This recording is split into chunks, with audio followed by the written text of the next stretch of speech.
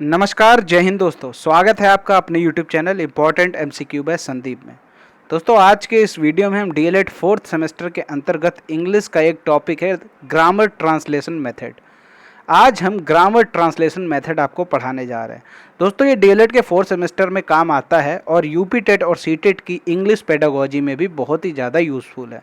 एक नंबर का क्वेश्चन हर बार पूछा जाता है, तो इसलिए इस मेथड को ज़रा ध्यान से समझ लीजिए कि ग्रामर ट्रांसलेशन मेथड आखिर क्या है, इसके गोल्स क्या हैं, इसके प्रिंसिपल क्या हैं और इसका कंक्लूजन क्या है।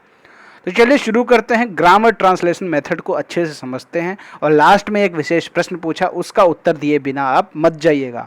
दोस्तों, अगर आपने चैनल को अभी तक सब्सक्राइब नहीं किया तो चैनल को सब्सक्राइब करके घंटी का निशान जरूर दबा लें, ताकि DLED 4th semester, UP TET, CTET और शिक्षक भर्ती के सारे वीडियोस का नोटिफिकेशन आपको सबसे पहले मिल जाए।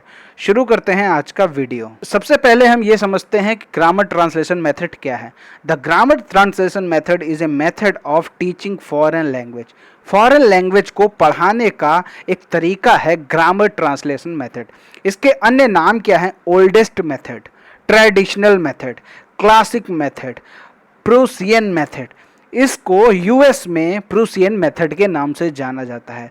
ओल्डेस्ट मेथड इसलिए कहते हैं क्योंकि पुराने ज़माने में भी हम किसी भी भाषा को सीखने के लिए वर्ड टू वर्ड ट्रांसलेट करके सीखते थे, तो ये ओल्डेस्ट मेथड भी कहा जाता है।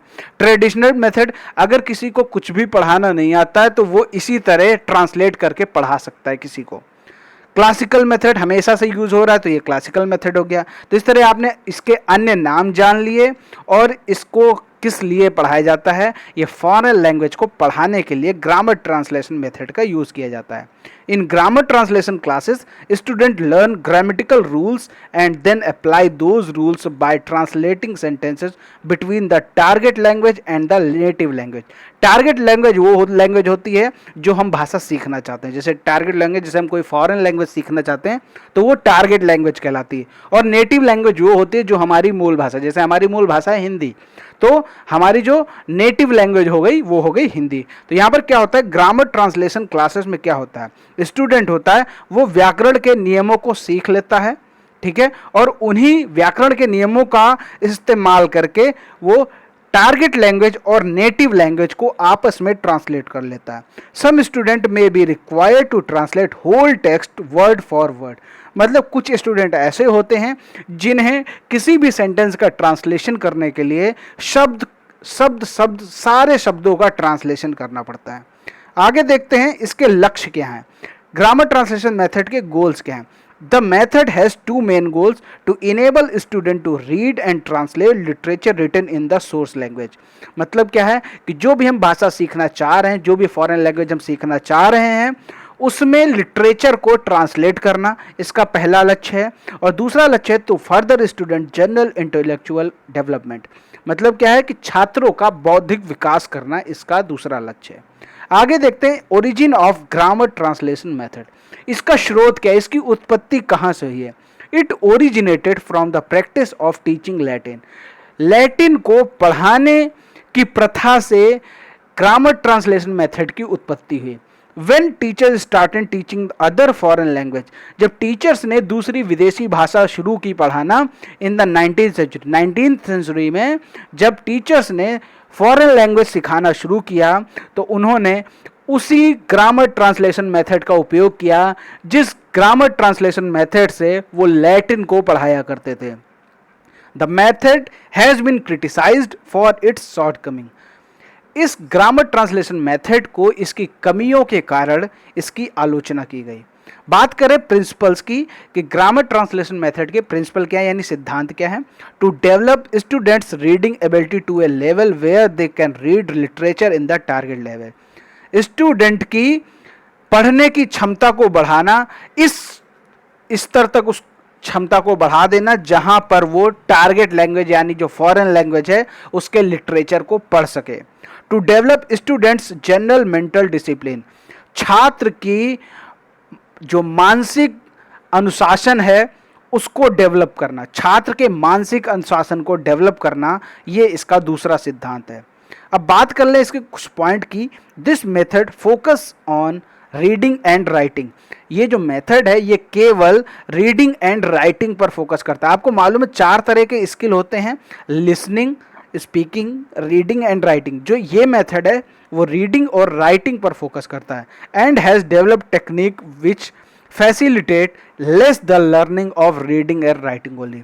और ये जो मेथड है ये ऐसी तकनीकी डेवलप करने में लगा हुआ है कि जिससे रीडिंग और राइटिंग को और कम किया जा सके। As a result speaking and listening are overlooked. मतलब क्या है कि इस मेथड में रीडिंग और राइटिंग को फोकस किया जाता है और स्पीकिंग और लिसनिंग की अनदेखी की जाती है।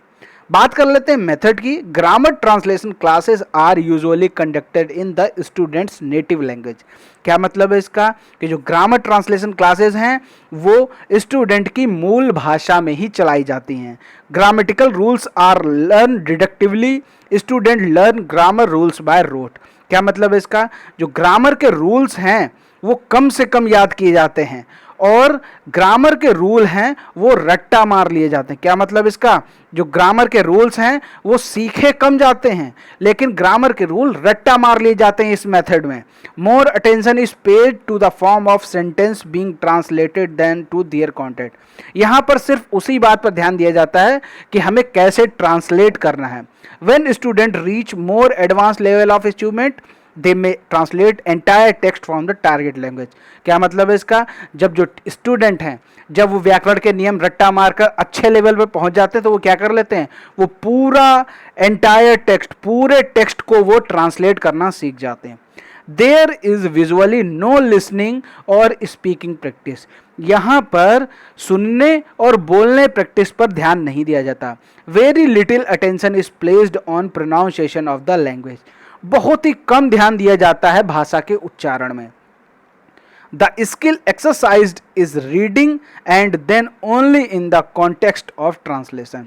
यहाँ पर सिर्फ और सिर्फ रीडिंग की एक्सरसाइज की जाती है और केवल टेक्स्ट के ट्रांसलेशन पर ध्यान दिया जाता है। तो उम्मीद करता हूं कि ग्रामर ट्रांसलेशन मेथड का आप पूरा कंक्लूजन समझ गए होंगे कि ये जो मेथड है ये सिर्फ और सिर्फ फॉरेन लैंग्वेज को सीखने में काम आती है। ठीक है, इसके जो अदर नाम है वो आपके सामने मैंने बता दिए। और जो इसका मेन पॉइंट है, इसका मेन पॉइंट ये है कि ये जो मेथड है ये रीडिंग और राइटिंग पर फोकस करता है और इसमें जो है क्लासेस जो चलती हैं वो स्टूडेंट की नेटिव लैंग्वेज यानी मूल भाषा में ही इसकी क्लासेस चलाई जाती हैं। तो उम्मीद करता हूं कि इसका कंक्लूजन है वो आपको अच्छे से समझ में आ गया होगा। अब बात करते हैं आज के विशेष प्रश्न की। आज का विशेष प्रश्न यहाँ पर क्या है, grammar translation method is best to learn native language, mother tongue, foreign language या फिर नन ऑफ दिस। तो यहाँ पर आपको ये बताना है कि जो ग्रामर ट्रांसलेशन मेथड है वो सबसे अच्छा किसको सीखने में काम करता है, नेटिव लैंग्वेज को, मदर टंग में, फॉरेन लैंग्वेज को या फिर नन ऑफ दिस। तो यहाँ पर जो भी सही उत्तर है आप हमें नीचे कमेंट बॉक्स में कमेंट करके जरूर बताइए। अगर दोस्तों आपको एक बार में ये वीडियो नहीं समझ में आया इसको 2 बार जरूर देखिए। उम्मीद करता हूँ वीडियो आपको काफ़ी पसंद आया होगा। वीडियो पसंद आया तो वीडियो को लाइक करें, शेयर करें और इस प्रश्न का उत्तर नीचे हमें कमेंट में जरूर बताएं। और अगर आपने अभी तक चैनल को सब्सक्राइब नहीं किया है तो DElEd 4th semester, 3rd semester, UP TET, C TET शिक्षक भर्ती के रिलेटेड वीडियो पाने के लिए चैनल को जरूर सब्सक्राइब कर लें और घंटी का निशान जरूर दबा लें। मिलते हैं अगले वीडियो में, तब तक के लिए जय हिंद, जय भारत।